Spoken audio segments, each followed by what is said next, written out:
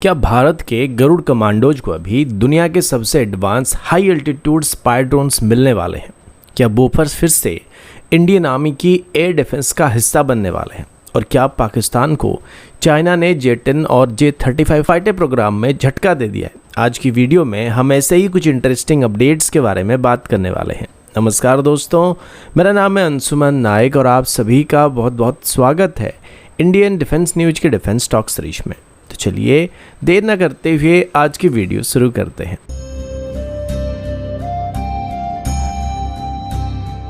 आज की पहली अपडेट इंडियन एयरफोर्स के गरुड़ स्पेशल फोर्स के नए माइक्रो यूएवी प्रोक्योरमेंट प्रोग्राम की तरफ से है। रिपोर्ट्स के मुताबिक मिनिस्ट्री ऑफ डिफेंस की तरफ से एक नए रिक्वेस्ट फॉर इंफॉर्मेशन यानी RFI को जारी किया गया है, जिसके अंदर गरुड़ कमांडोज के लिए next generation micro unmanned aerial vehicle system को खरीदने की तैयारी शुरू किया जा रहा है। इस प्रोग्राम का main objective high altitude special operation के लिए लाइट वेट और एडवांस सर्वेलेंस ड्रोन को खरीदना होने वाला है। जैसे कि आप सभी को पता है कि हिमालय जैसे हाई एल्टीट्यूड एरिया में सर्वेलेंस और रिकॉनेंस मिशन को कंडक्ट करना काफ़ी चैलेंजिंग होता है।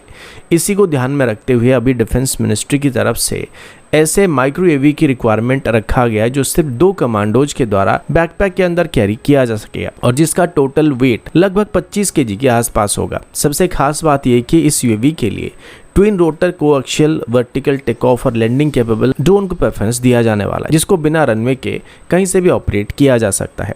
रिपोर्ट्स के मुताबिक ये ड्रोन 16,400 फीट की एल्टीट्यूड से लॉन्च होने के बाद कम से कम 60 मिनट तक कंटिन्यूसली फ्लाई करने की क्षमता रखनी चाहिए और लगभग 15 किलोमीटर का इनमें मिशन रेडियस होना चाहिए। इसके अलावा ये सिक्योर कम्युनिकेशन सिस्टम के साथ सर्वेलेंस मिशन को कंडक्ट करने में कैपेबल होने चाहिए। साथ ही इसमें high definition camera, 30x optical zoom और थर्मल कैमरा वगैरह मौजूद होने चाहिए, जिससे दिन और रात दोनों कंडीशन में ये पर्सनल व्हीकल को डिटेक्ट कर पाएगा। सबसे इंटरेस्टिंग बात ये कि यूएवी में autonomous flight, target tracking, loitering mode और ऑटोमेटिक रिटर्न टू होम जैसे एडवांस फीचर भी मौजूद होने चाहिए।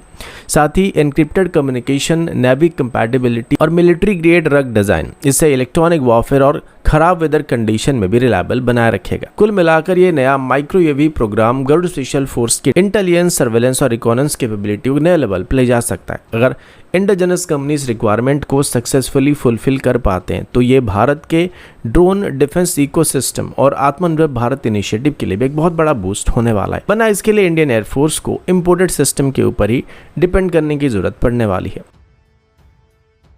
अगला अपडेट भारत के एयर डिफेंस मॉडर्नाइजेशन प्रोग्राम की तरफ से है। रिपोर्ट्स के मुताबिक VI सिस्टम भारत में अपने advance Trident Mark 2 mobile air defence system को लोकल लेवल पर मैन्युफैक्चर करने की संभावनाओं को एक्सप्लोर कर रहा है। अगर फ्यूचर में इंडियन आर्मी इस सिस्टम को सिलेक्ट करता है तो इसका production make in India program के अंदर भारत में किसी इंडियन डिफेंस कंपनी के साथ मिलकर किया जा सकता है। जैसे कि आप सभी को पता होगा कि आज के बैटलफील्ड में ड्रोन्स, हेलीकॉप्टर्स, क्रूज मिसाइल और लो फ्लाइंग एयरक्राफ्ट सबसे बड़ी चैलेंज बन चुके हैं। इनमें से ड्रोन सबसे बड़े चैलेंज बने हुए हैं। इसी को ध्यान में रखते हुए इंडियन आर्मी की तरफ से अपनी very short range air defence capability को मजबूत बनाने की कोशिश किया जा रहा है। ट्रिडन मार्क 2 भी इसी रिक्वायरमेंट को ध्यान में रखकर डेवलप किया गया एक highly mobile air defence system होने वाली है। सबसे खास बात यह कि ट्रिडन मार्क 2 में लीजेंडरी बोफर 40 mm गन का एक मॉडर्न वर्जन इस्तेमाल किया गया है। ये system fast fighter jet, helicopters, UAVs और कम ऊंचाई पर उड़ने वाले किसी भी एरियल टारगेट को एंगेज कर सकता है। इसका मोबाइल डिज़ाइन इसको बैटलफील्ड में सूट एंड रीलोकेट करने की कैपेबिलिटी प्रोवाइड करता है, जिससे सर्वाइबिलिटी काफ़ी इंप्रूव होता है। रिपोर्ट्स के मुताबिक जुलाई 2026 में डिफेंस एक्विजिशन काउंसिल ने लगभग 52,000 करोड़ के कैपिटल प्रोक्योरमेंट पैकेज को अप्रूव किया गया था, जिसमें नए very short range air defence system की लिस्ट भी शामिल थी। ऑपरेशन सिंदूर के दौरान पाकिस्तान के द्वारा ड्रोन्स और लॉन्ग रेंज प्रिसीशन वेपन का इस्तेमाल करने के बाद इंडियन आर्मी की तरफ से भी लेड एयर डिफेंस नेटवर्क को और भी मजबूत करने पर फोकस किया जा रहा है। हालांकि अभी तक ट्रिडन मार्क 2 के लिए कोई ऑफिशियल कॉन्ट्रैक्ट या प्रोक्योरमेंट अप्रूवल अनाउंस नहीं किया गया और ना ही किसी इंडियन पार्टनर का नाम यहाँ पे सामने आया जिसके साथ भी यही सिस्टम इसको भारत में मैन्युफैक्चर करना चाहता है। अगर फ्यूचर में इस प्रपोजल को आगे बढ़ाया जाता है तो भारत को एक और modern gun based air defence system मिलने की उम्मीद किया जा रहा है।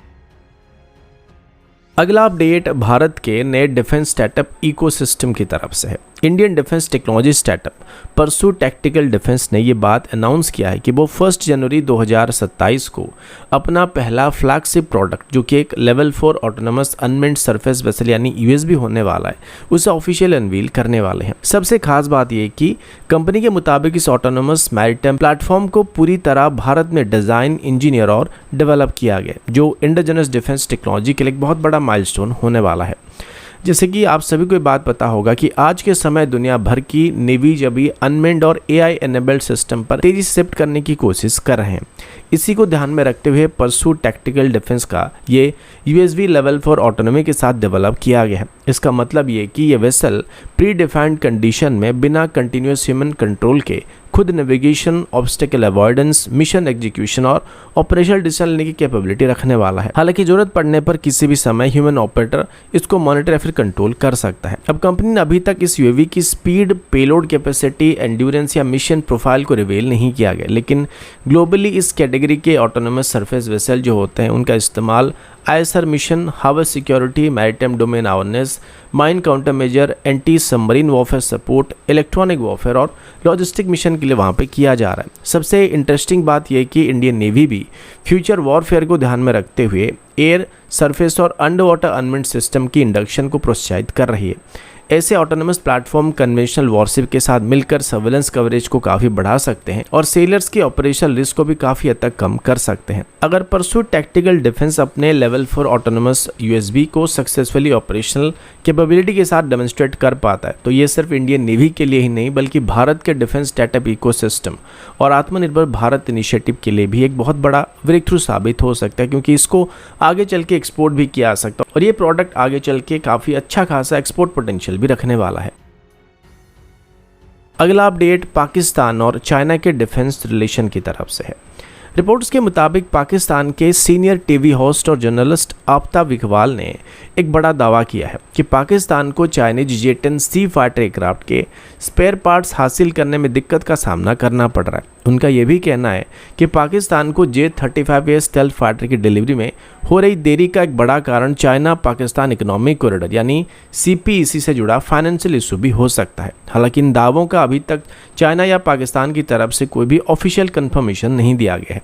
जैसे कि आप सभी को पता है कि पाकिस्तान ने कुछ साल पहले चाइनीज J-10C फाइटर को अपनी एयरफोर्स में शामिल किया था और इन एयरक्राफ्ट को काफ़ी एग्रेसिवली प्रमोट किया गया था और इनको पाकिस्तान की तरफ से भारत के रफाल का काउंटर बताया गया था। लेकिन अभी अगर इनकी स्पेयर पार्ट की सप्लाई में किसी भी तरह का प्रॉब्लम सामने आता है तो नेचुरली इन एयरक्राफ्ट की ऑपरेशनल अवेलेबिलिटी और कॉम्बैट रेडीनेस दोनों पर इसका असर देखने को मिल सकता है। रिपोर्ट्स के मुताबिक इसके पीछे चाइना पाकिस्तान इकोनॉमिक कॉरिडोर के फाइनेंशियल चैलेंज को एक पॉसिबल कारण माना जा रहा है। पिछले कुछ सालों में पाकिस्तान पर चाइनीज लोन का बर्डन लगातार बढ़ता जा रहा है और CPEC के कई प्रोजेक्ट एक्सपेक्टेड रिटर्न यहाँ पे जनरेट नहीं कर पा रहे। पाकिस्तान अभी लगभग $15.5 बिलियन के चाइनीज एनर्जी सेक्टर डेट को रीस्ट्रक्चर करने की कोशिश कर रहा है। इसी वजह से डिफेंस कॉर्पोरेशन को लेकर भी कई तरह के स्पेकुलेशन सामने आ रहे हैं। सबसे इंटरेस्टिंग बात यह है कि इस इशू को J-35A स्टेल्थ फाइटर प्रोग्राम के साथ भी जोड़ा जा रहा है। कुछ रिपोर्ट्स का मानना है कि चाइना अभी पाकिस्तान की J-35 डिलीवरी टाइमलाइन को लेकर उतनी तेजी नहीं दिखा रहा जितनी पहले उम्मीद किया जा रहा था। हालांकि इस बात का भी कोई ऑफिशियल कंफर्मेशन सामने नहीं आया, लेकिन एक बात यहाँ पे ज़रूर है कि पहले पाकिस्तान की तरफ से बात बताया जा रहा था कि वो 2026 की अगस्त तक